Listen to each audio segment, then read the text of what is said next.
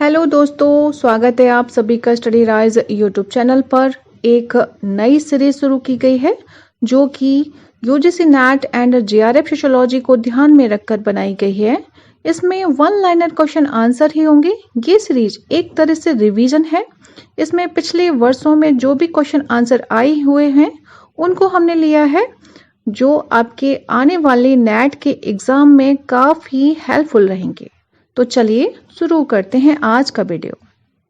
समाजशास्त्र के लिए सामाजिक भौतिकी पद का सर्वप्रथम उपयोग किया है, तो वो किसने किया है? कॉम्पची ने सामाजिक भौतिकी पद का जो सबसे पहले उपयोग था वो किसने किया था? काम्ट महोदय जी ने किया था। तो वही इसमें दिया हुआ है। नेक्स्ट है लेखक जिसने समाज को एक समान होने की चेतना में अंतर्विष्ट समझा है, तो वो कौन है? गिडेंस है। यानी कि कौन से लेखक हैं जिन्होंने समाज को एक समान होने की चेतना में अंतर्विष्ट कह लो या फिर समाहित कह लो माना है उसमें, तो वो माना है गिडेंस जी ने। नेक्स्ट है सामाजिक संबंध प्राथमिक रूप से जुड़े हैं, तो वो किससे जुड़े हैं? लोगों की चेतना के साथ जुड़े हैं। सामाजिक संबंध जो हैं वो प्राथमिक रूप से किससे जुड़े होते हैं? लोगों की चेतना के साथ जुड़े होते हैं। एक विशेष उद्देश्य को प्राप्त करने के लिए संगठित समूह को कहते हैं, तो इसे क्या कहेंगे? संस्था कहा जाएगा। यानी कोई हमने एम रखा, जैसे हमने सोचा कि हम बच्चों को पढ़ाएंगे, ठीक है, तो हमने सोचा कि हम स्कूल बनाएंगे, तो स्कूल का उद्देश्य क्या हो गया? मतलब बच्चों को पढ़ाना स्कूल का उद्देश्य हो गया। तो अब उसके गठन के लिए जो भी हमें बनाना पड़ेगा, है ना, अध्यापक रखने पड़ेंगे और सारी जो भी करना पड़ेगा, है ना, तो वो क्या हो जाएगा? एक संस्था कहलाएगा। क्या कहलाएगा? संगठित समूह को क्या कहा जाएगा? उसको संस्था कहा जाएगा। तो वही है, इसमें एक विशेष उद्देश्य को प्राप्त करने के लिए संगठित समूह को क्या कहते हैं?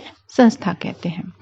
नेक्स्ट है धर्म को लोगों की अफीम समझाएं, वो किसने समझाए? कार्ल मार्क्स जी ने। ये तो बहुत ही फेमस कथन है। धर्म को लोगों की अफीम माना है, समझा है ना, तो मार्क्स जी का है। नेक्स्ट है सभ्यता सदैव आगे बढ़ रही होती है परंतु संस्कृति नहीं, ये कथन किसका है? मैकगाइवर एवं पेज का है। अगर ये कथन आ जाए सभ्यता जो है वो सदैव आगे बढ़ रही होती है लेकिन संस्कृति नहीं, तो ये कथन है मैकगाइवर का। नेक्स्ट है सही सुमेलित है। सूचियां दी हैं, एक तरफ बुक्स हैं एक तरफ राइटर हैं। तो मैकगाइवर की पुस्तक कौन सी है? बहुत ही फेमस है, सोसाइटी। मैकगाइवर की बुक का नाम है सोसाइटी। डेविस की बुक का नाम ह्यूमन सोसाइटी। अगर ह्यूमन जोड़ दो तो डेविस की हो जाएगी, है ना, ह्यूमन सोसाइटी। किंग्सले डेविस की पुस्तक है। वर्जर की पुस्तक है इन्विटेशन टू सोशियोलॉजी। वर्जर की पुस्तक क्या है? Invitation to sociology. और बीर स्ट्रीट की भी बहुत फेमस पुस्तक है द सोशल ऑर्डर, ठीक है। तो ये जो बुक है वो अच्छे से लर्न करके रखिएगा, बहुत पूछी जाती है। बीर स्ट्रीट की पुस्तक कौन सी है? The social order. नेक्स्ट है संस्कृति और सभ्यता के बीच मूलभूत अंतर। अब अंतर क्या है? कि हम जो हैं वही संस्कृति है और जो हमारे पास है जो कुछ है वह सभ्यता है। इसे ऐसे समझो जैसे आप हो, ठीक है, तो आपके पास जो भी है जमीन जायदाद, मतलब और जैसे कार होगी हमारे घर में, या फिर जो भी हम देख सकते हैं, जैसे छू सकते हैं, ठीक है, जो विजिबल है, तो वो क्या हो गई? वो हमारी सभ्यता हो गई। यानी जो कुछ भी हमारे पास है वो सभ्यता में आ जाएगा। लेकिन क्या है, जो हम हैं, मतलब जिस तरह के हमारे बिहेवियर पैटर्न है, जिस तरह से हमारे बात करने का ढंग है, खाने का ढंग है, ये जो चीज़ें हमें पेरेंट्स सिखाते हैं, टीचर सिखाते हैं, ठीक है, तो ये सब क्या हो जाएगा? ये हमारी संस्कृति हो जाएगी। कि किस तरह से जब कोई आता है तो हमें अभिवादन करना है, हाँ, हाथ जोड़ना है या कुछ भी करना है, तो ये जो सारी चीजें आ जाएंगी वो किस में आ जाएंगी? संस्कृति में आ जाएंगी। तो ये इसमें बताया संस्कृति और सभ्यता के बीच मूलभूत अंतर क्या है? कि हम जो हैं वही संस्कृति है और जो हमारे पास है जो कुछ भी है वह क्या है? सभ्यता है। नेक्स्ट है जो अनुष्ठान जीवन चक्र के एक चरण से दूसरे में व्यक्ति के जीवन में महत्वपूर्ण संक्रमण बिंदु होते हैं वे कहलाते हैं, क्या कहलाते हैं? जीवन यात्रा के संस्कार। क्या कहे जाएंगे? जीवन यात्रा के संस्कार कहे जाएंगे। जो अनुष्ठान जीवन चक्र के एक चरण से दूसरे में व्यक्ति के जीवन में महत्वपूर्ण संक्रमण बिंदु होते हैं वे कहलाते हैं जीवन यात्रा के संस्कार। नेक्स्ट है प्रत्याशा समाजीकरण की अवधारणा किसने दी है? तो मर्टन ने दी है। ठीक है, प्रत्याशा समाजीकरण की अवधारणा किसकी है? मर्टन जी की है। अब अभिकथन दिया है समकालिक समाज में विवाह का सर्वाधिक सामान्य रूप एक विवाह प्रथा है। तो ये सही बात है ना। नेक्स्ट है स्त्रियों का सामाजिक स्तर, यानी कारण इसमें बताया है, क्या बताया है कि स्त्रियों का जो सामाजिक स्तर है केवल एक विवाह प्रथा के जरिए ऊंचा उठता है। तो ये गलत है। अब आप लोग सोचोगे क्यों गलत है?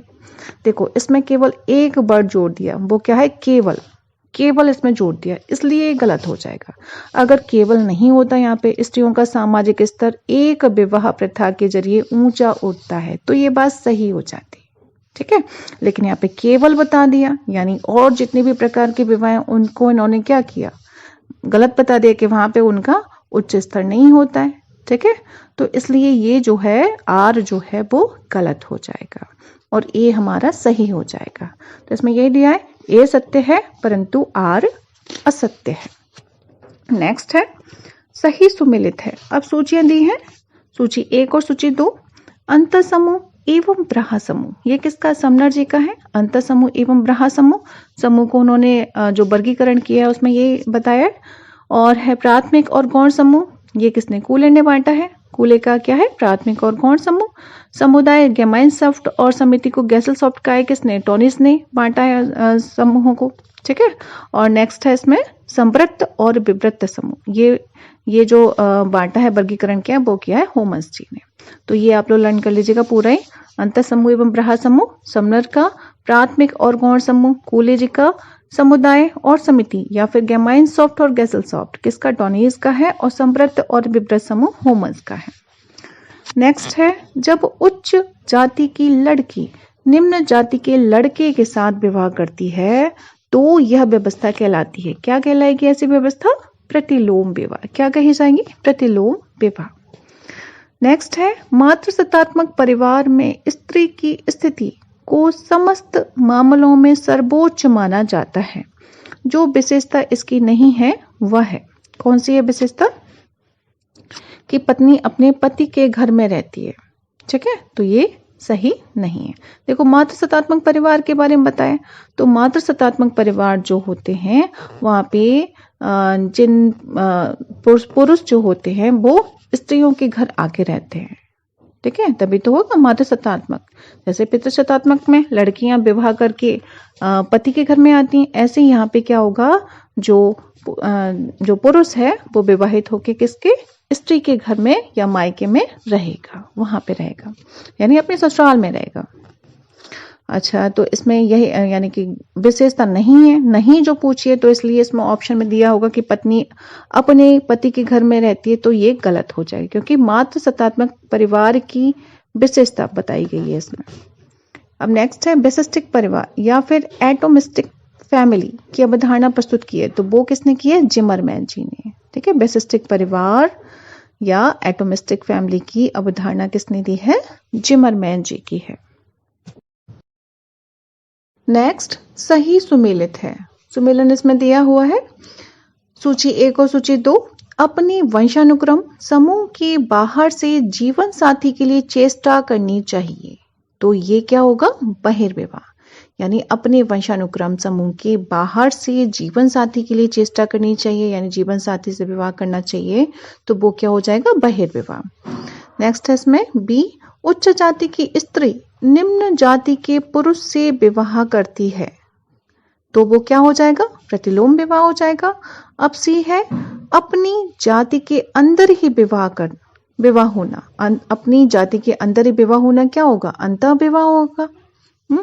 नेक्स्ट है इसमें डी, उच्च जाति के पुरुष जब निम्न जाति की स्त्री से विवाह करता है तो वो अनुलोम विवाह होगा। कैसा होगा? अनुलोम विवाह होगा। तो ये तो आप सबको वैसे ही पता है। अच्छा, नेक्स्ट इसमें सही सुमेलित है। देखो, पीटर वर्सली की बुक का नाम है दी थर्ड वर्ल्ड। क्या है? दी थर्ड वर्ल्ड किसकी है? पीटर वर्सली की बुक है। अब W.W. रोस्टोव की बुक है the stages of economic growth. The stages of economic growth किसकी है? W.W. रोस्टोव जी की है। आंद्रे गुंडर गुंदर फ्रैंक की बुक का नाम है अंडर डेवलपमेंट एंड रिवॉल्यूशन। आंद्रे गुंडर फ्रैंक की पुस्तक का क्या नाम है? Underdevelopment and revolution. और है राइनहार्ड बेंडिक्स की बुक जो है वो है nation building and citizenship studies of over changing social order. तो ये जो बुक है वो आप लोग लर्न कर लीजिएगा, ये बहुत ही इंपॉर्टेंट है। ये थर्ड पेपर में बहुत ज्यादा पूछी जाती है ये चारों बुक, तो ये आप चारों ही लर्न कर लीजिएगा। अब नेक्स्ट है लुकिंग ग्लास सेल्फ का अर्थ है कि हम सीखते हैं कि हम कौन हैं। क्या सीखते हैं कि हम कौन है? हमारे साथ दूसरे लोगों के अनुभव के द्वारा। कैसे? हमारे साथ जो दूसरे लोगों के अनुभव होते हैं उसके द्वारा हम सीखते हैं कि हम कौन है। Looking glass self. नेक्स्ट है फ्राइड के अनुसार सुपर ईगो यानी कि परा अहम व्यक्ति के व्यक्तित्व के उस भाग को प्रस्तुत करता है जो सृजित हुआ है। जो सृजित हुआ है वो किसमें? रचनात्मक वर्षों के दौरान समाजीकरण के जरिए। फ्राइड के अनुसार क्या है? फ्राइड ने सुपर ईगो जो परा अहम है व्यक्ति के व्यक्तित्व के उस भाग को प्रस्तुत करता है जो सृजित हुआ है। कैसे सृजित हुआ है? रचनात्मक वर्षों के दौरान समाजीकरण के जरिए। नेक्स्ट है सिद्धांत जो हमें विश्वास दिलाता है कि जाति प्रथा मानवीय नहीं वरन दिव्य मूल की है। तो ये कौन सा सिद्धांत हो जाएगा? पारंपरिक सिद्धांत। कौन सा हो जाएगा? पारंपरिक सिद्धांत। वो सिद्धांत जो हमें विश्वास दिलाता है कि जाति प्रथा जो है वो मानवीय नहीं वरन कैसी है? दिव्य मूल की है। जाति व्यवस्था कैसी? मानव ने नहीं बनाई है बल्कि कैसे? दिव्य मूल की है। तो वो क्या है? पारंपरिक सिद्धांत। नेक्स्ट है संस्कृतिकरण जिसकी प्रक्रिया है वह है, तो क्या है? सांस्कृतिक संरचना में परिवर्तन। क्या है? सांस्कृतिक संरचना में परिवर्तन। संस्कृतिकरण जिसकी प्रक्रिया है वह है सांस्कृतिक संरचना में परिवर्तन। नेक्स्ट है सभ्यता में परिवर्तन की प्रक्रिया का विश्लेषण करने के लिए अवधारणा प्रयुक्त होती है। तो कौन सी अवधारणा प्रयुक्त होती है? सभ्यता में परिवर्तन की प्रक्रिया का विश्लेषण करने के लिए अवधारणा प्रयुक्त होती है। कौन सी? इंद्रिय परक और विचार परक संस्कृति। कौन सी? इंद्रिय परक और विचार परक संस्कृति। सही सुमिलित है। तो सूची 1 और सूची 2 दी गई है इसमें। नृजातीय। नृजातीय जो है, नृजातीय जो आंदोलन था वो किसका था? नागा आंदोलन का था नृजातीय। और इसमें बी है सुधार। सुधार भक्ति आंदोलन का है। अलगाववादी। अलगाववादी बिरसा आंदोलन है। और अर्धराष्ट्रीय में कौन सा हो जाएगा? झारखंड आंदोलन। कौन सा हो जाएगा? झारखंड आंदोलन। नेक्स्ट है भूमिका की आंतरिक संरचना का सिद्धांत प्रतिपादित किया है। तो भूमिका की आंतरिक संरचना का सिद्धांत किसने दिया है? नाडेल जी ने। किसने दिया? नाडेल जी का क्या है?